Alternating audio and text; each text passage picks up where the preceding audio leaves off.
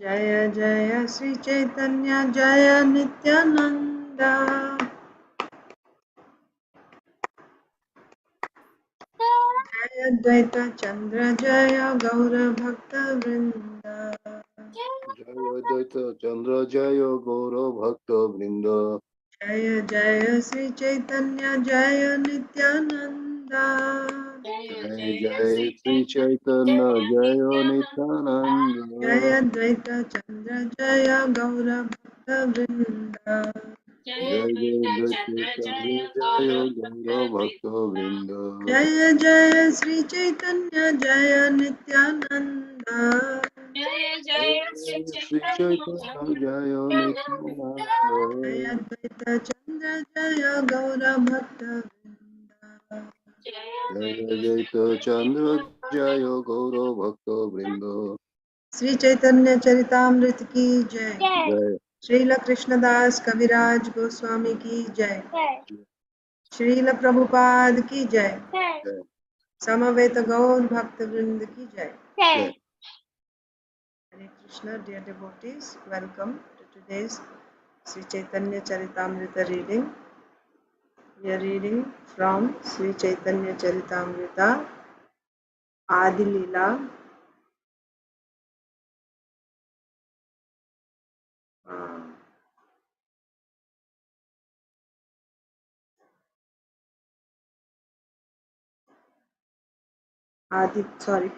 Madhya Leela. We are reading from Sri Chaitanya Charitamrita, Madhya Leela, chapter 1. This is a synopsis of the later pastimes of Mahaprabhu. And there, after reading about Mahaprabhu's, the two verses that Mahaprabhu would sing, and what is the meaning of those verses, and what is the mood of Mahaprabhu when he is reciting those verses, particularly that verse, and what is the, who is Mahaprabhu, and, what was he experiencing at that time? He was actually experiencing Srimati Radharani's bhava. Now, the author says that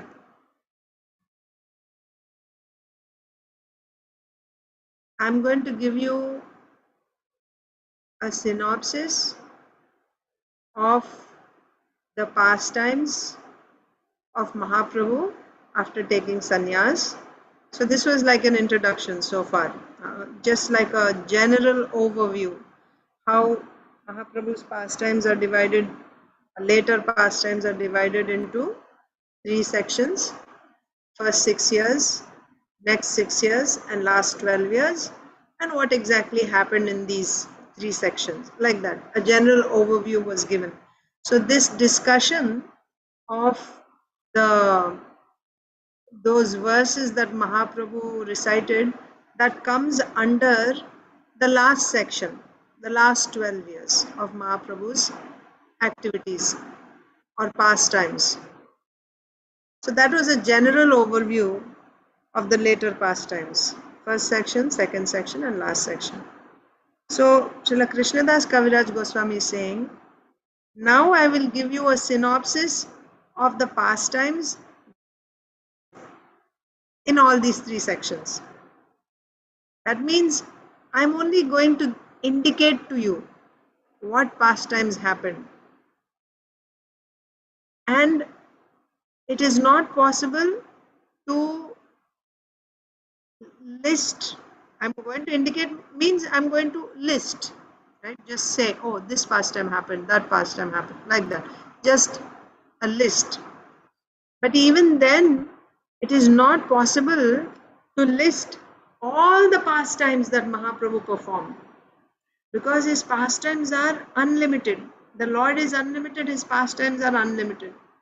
How is it possible for any human being or anyone actually to enumerate all the pastimes of the Lord? It's not possible. So Mukhya, the principal pastimes only I'm going to just indicate to you. Okay. And also, I'm just going to indicate to you why the depth of each of these pastimes, it is not possible for anyone to fathom, right? Just what we read, that verse that Mahaprabhu recited. So, for example, Srila Krishnadas Kaviraj Goswami could have said, Mahaprabhu recited this verse in front of Jagannath. But what exactly is there? How will we know? Right? Of course, Srila Rupa Goswami opened it up a little for us, but still, how deep is that just one act of the Lord? How deep, how much meaning is there? How deep is that pastime? Who can fathom it? It's not possible. How Rupa Goswami was able to fathom that? Even whatever depth that he was able to go, how was he able to do that? Because the Lord said, he himself said, I have bestowed all my benedictions. That's why he was able to understand. Otherwise, who can understand? So therefore, Krishnadas Kaviraj Goswami is saying, I'm only going to give you a list, and also I'm only going to indicate, because nobody can fathom the depth. But of course, he says that this is only a synopsis. Later, we will go back to these pastimes and we will be studying them in detail as far as possible. That will also happen. So now he begins with the beginning of the later pastimes. What is the beginning of the later pastimes? The end of Adi Leela was the Lord's taking sannyas. So now, what happened after he took sannyas? He begins from there. And remember, he's only going to give a list, what all happened, like that. So this is the first chapter. It's only a synopsis. So I'll continue. I'll read yesterday's one more time. That was the first verse. Prathama Sutra. I'm going to give you in Sutra form. Sutra form means that's like a, yeah, like an indication, right? In a short, like the whole thing, I will just tell you in one short phrase. Sutra. Prathama Sutra Prabhura Sannyasa Karana Sannyasa Kori Chalila Prabhu Sri Vrindavana. This is the first synopsis. After accepting the sannyas order, Chaitanya Mahaprabhu proceeded toward Vrindavan. So that purport we read yesterday. The difference between Mayavad sannyas and Vaishnav sannyasi, we read that yesterday. So Mahaprabhu, as soon as he took sannyas, what did he do? He headed towards Vrindavan. He wanted to go to Vrindavan. So the important point in the purport is Vaishnava sannyasis, when they take sannyas, it is not to reject this world or anything. It's only to render devotional service, because primarily Mayavad sannyas means, Advaita sannyas means I'm going to become one with the Lord, or I have become one with Brahman. There's only Brahman and I'm that Brahman right now, or before I was covered by avidya and now I have become one with Brahman. Like that. That's their understanding when they take sannyas. But Vaishnavas, when they take sannyas, Mahaprabhu showed that by his personal example. Right after taking sannyas, he wants to go to Vrindavan. Why to Vrindavan? Because to render devotional service to Krishna. So Vaishnava sannyasis are all about devotional service. It's not about liberation to go and merge into the Lord and become one with Him. So that's the lesson there. Premete vihvala bahya nahi ko smarana Radha deshe tina dina korila brahmana. It's very nice. We just recently read this in Chaitanya Bhagavat. So they're going together hand in hand. So one scripture is complementing the other. When proceeding toward Vrindavan, Sri Chaitanya Mahaprabhu was overwhelmed with ecstatic love for Krishna, and he lost all remembrance of the external world. In this way, he traveled continuously for 3 days in Radhadesh, the country where the Ganges river does not flow. So Mahaprabhu went with also some associates. He went, and even his sannyas guru Keshav Bharati also followed, and Nityananda Prabhu was there, and a couple other devotees were there. So Mahaprabhu was going. And what was his state when he was going towards Vrindavan, and where did he travel? He was always in ecstatic state. He lost all remembrance of the external world. He was overwhelmed with ecstatic love for Krishna, and because of this, he was unaware of the external world. And for 3 days continuously, he walked in the land of Radha Desh, and in Radha Desh, there is no Ganges flowing. So we were reading in Chaitanya Bhagavat, Mahaprabhu was kind of becoming concerned that he didn't hear any person take the name of the Lord.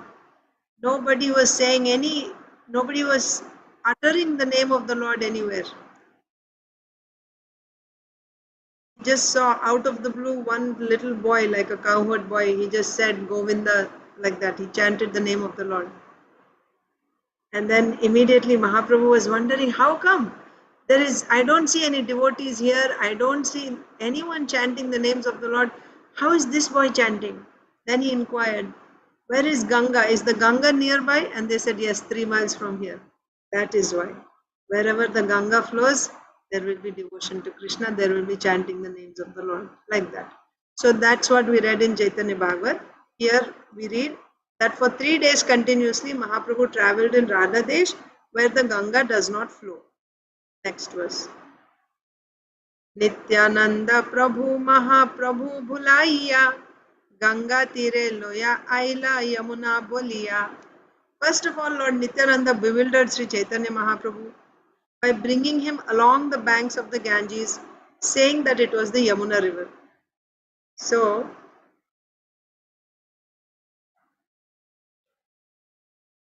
Nityananda Prabhu, so when they found Ganga, right? Oh, how far is Ganga? Ganga is only, nearby.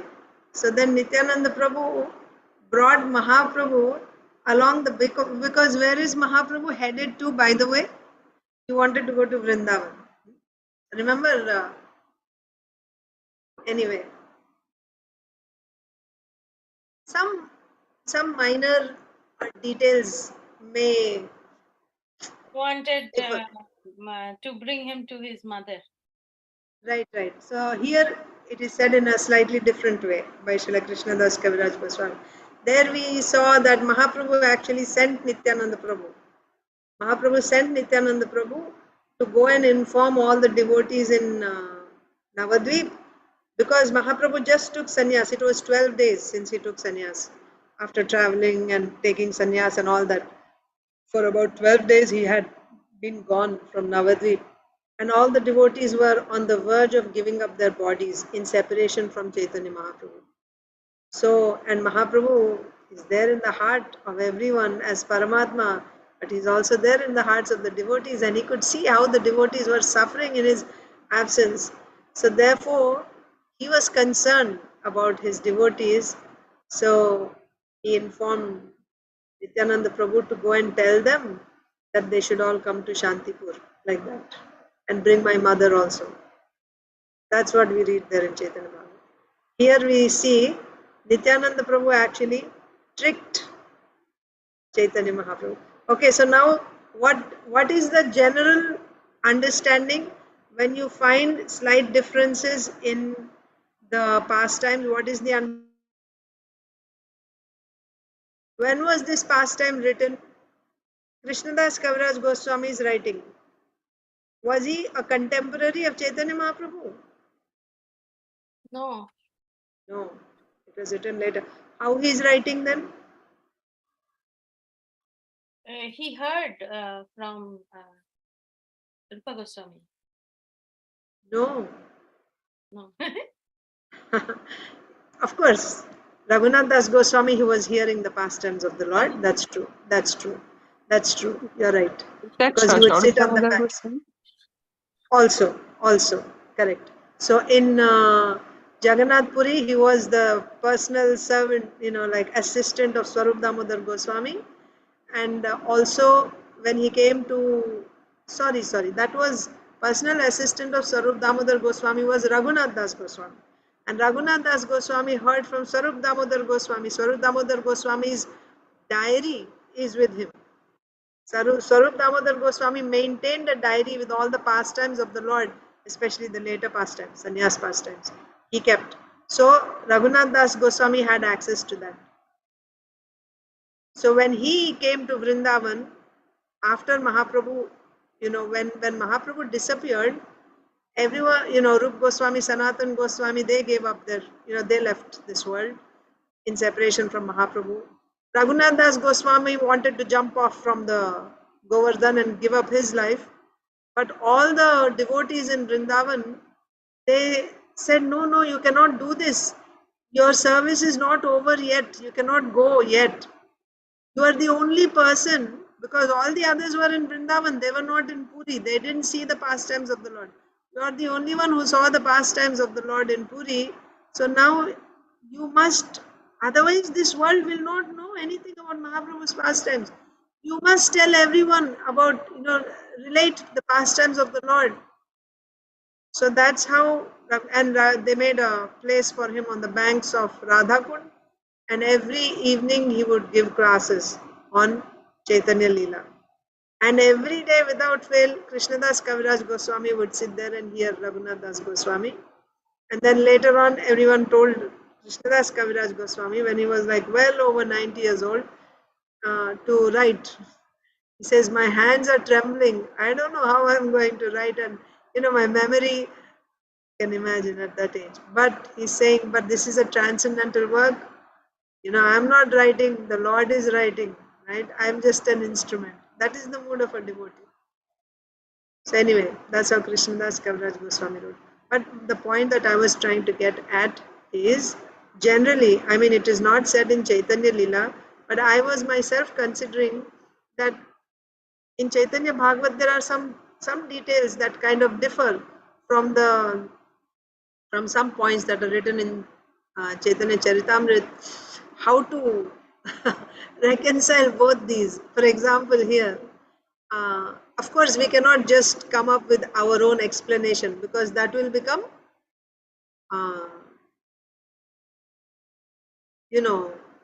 speculation. We cannot do that, right? We cannot just give our own explanation. Oh, it must have been like this, therefore this. It has to stay within the Siddhanta, within the Vaishnava philosophy. Even if you are trying to analyze something, it should stay within the boundary of Vaishnava Siddhanta. You cannot go outside of that. So anyway, for example, here Mahaprabhu sent Nityananda Prabhu to call all the devotees, understanding the suffering of the devotees. That is one version. And Chaitanya Charitamrita's version is that Nityananda Prabhu, actually, because Mahaprabhu is in ecstasy, he doesn't know where he's going. He's thinking he's going to Vrindavan. He wanted to go to Vrindavan, and Nityananda Prabhu tricked him by taking him to the banks of the Ganges and saying, we are at Vrindavan. Not only that, he even told, Nityananda Prabhu tells the cowherd boys, little boys, right? When the sannyasi is coming, when he asks you where is Vrindavan, show in that direction. So Mahaprabhu did that, and they all showed in that particular direction. So he just followed that, and he ended up in Shantipur, on the banks of, actually, Jalangi. So Ganga, Jalangi, they go together. So on the banks of Saraswati or Jalangi, which is Gangaji only. So that, because it's one side, like you have two tatas, right? Two boundaries. What do you call? Shores, right? So on the eastern side, it's called Ganga. On the western side, it's called Saraswati. Saraswati is nothing but actually Yamuna. It's called Yamuna of Bengal, like that. So anyway, so when Mahaprabhu got down there, then he sees Advaita Acharya. We will read all that anyway. I won't tell you ahead of time. But why? Why does how to connect these two? Don't we see some differences in Krishna Leela? About, for example, appearance of Srimati Radharani. In one place we will read appearance of Radharani like she was found in a lotus, right, on the rivers. And in another place we will find, Vrishabhanu Maharaj was plowing the field, and from there she appeared. So this means the Lord's pastimes are eternal. The Lord's pastimes are eternal, and they repeat. Creation, there are how many kalpas? There are, anyway, one kalpa is 1 day of Brahma. And Lord Brahma has 365 days in his 1 year. That means, see, 365 kalpas in 1 year of Brahma. 365 times Krishna will come in 1 year of Brahma. And each time when he comes, the overall pastime is the same, but there may be some details that differ slightly here and there. So in one kalpa, Srimati Radha, so she always appears as the daughter of Vrishabhanu Maharaj and Kirtida Sundari. But in one kalpa, she will appear in a lotus, in the river or on the pond. And in another kalpa, she'll appear from the earth while plowing, like that. So slight differences are there from one kalpa to another. So it's not any contradiction or anything. The overall pastime is still the same. So that's how I'm understanding what is revealed to Krishnadas Kaviraj Goswami. He is written in Chaitanya Charitamrita. What is revealed to Vrindavan Das Thakur. Both of them were over 90 years old, by the way. Very, very, materially very, very aged. And the senior, Srila Vrindavan Das Thakur is senior. He is a predecessor of Krishnadas Kaviraj Goswami. Chaitanya Bhagavat was written first, and then Chaitanya Charitamrita was written. So therefore Krishnadas Kaviraj Goswami is very careful not to repeat whatever was already written by Srila Vrindavan Das Thakur. And that was the only thing that they had. So you can imagine how many times everyone must have heard Chaitanya Bhagavat of Srila Vrindavan Das Thakur. So in spite of that, if Srila Krishnadas Kaviraj Goswami is giving some other details of the same pastime, means, what does it mean? He's giving another angle of the same pastime which may have occurred in another kalpa. Because remember, this is not just history. History in the material world is things that have happened, and then you just make a record of it. This happened and it's finished. Isn't it? That's history. The Lord's pastimes are not just history. Chaitanya Leela is not just, it's Bhagavat. Chaitanya Bhagavat, Chaitanya Leela, Krishna Leela, it is Bhagavat. These are eternal. They repeat again and again. And when they repeat, sometimes there can be some slight differences. So whatever is revealed to Srila Vrindavan Das Thakur, that's written there. Whatever is revealed to Krishnadas Kaviraj Goswami, he has written there. So there is no, nothing to worry. So that's my conclusion. Even the last time I was reading Chaitanya Bhagavat with the devotees here online, I think during Corona virus time, COVID, during 2020, I think, we read the whole Chaitanya Bhagavat once. And at that time also, I was actually trying to connect, right? Connect means thinking that whatever is there in Chaitanya Bhagavat, same thing will be there. Of course, same thing, but I'm saying some slight, like here. Then I was thinking, why it is like this here and like that there? How? So then, this is the explanation that I'm understanding now. Okay, so let's go back. Aditi Lata Mataji. No, Mataji, that is what I was going to say. The same thing, like it's a different yoga, and that's why. Different kalpa. Yeah. Yes, Mataji. Okay. So let's read.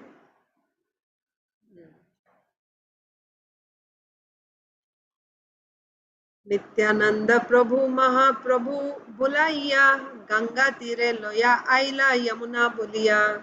First of all, Lord Nityananda bewildered Sri Chaitanya Mahaprabhu by bringing him along the banks of the Ganges, saying that it was the river Yamuna. Shantipure Acharyera Grihe Agamana Prathama Bhiksha Koila Taha Ratre Sankirtana. After 3 days, Lord Chaitanya Mahaprabhu came to the house of Advaita Acharya at Shantipur and accepted alms there. This was his first acceptance of alms. That means, when you become a sannyasi, you actually go beg door to door, right? Sannyasis. So Mahaprabhu took sannyas, and the first time he accepted alms from someone was at the home of Advaita Acharya. Yeah. So, in the forest, they may have eaten some dried, I don't know, I'm just saying.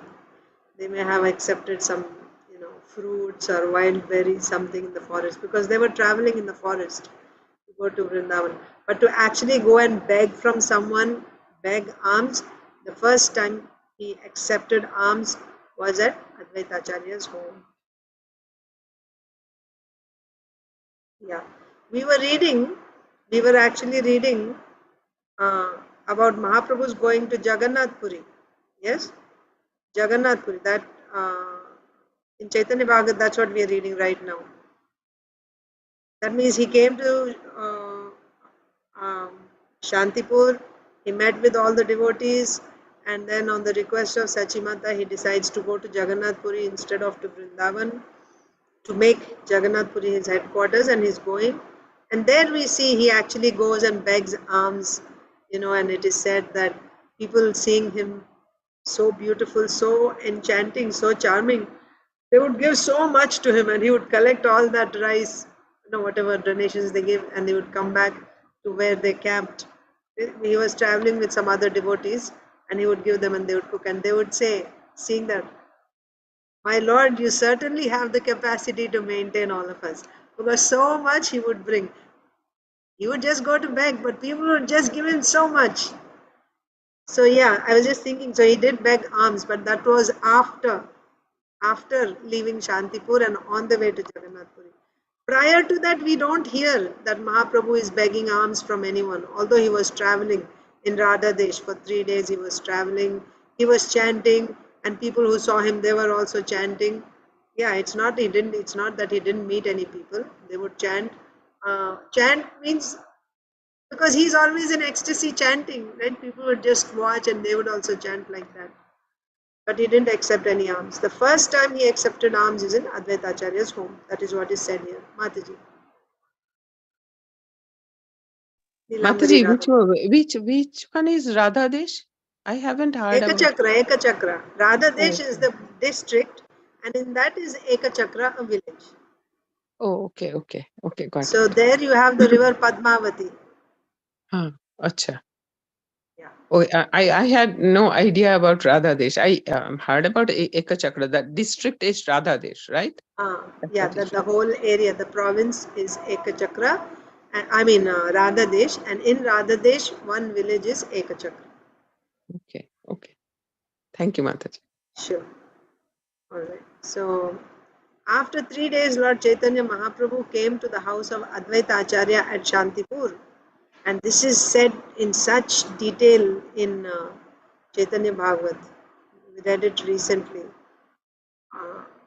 The, the, the meeting of Chaitanya Mahaprabhu with Advaita Acharya and how the devotees came and honoring prasadam and all that.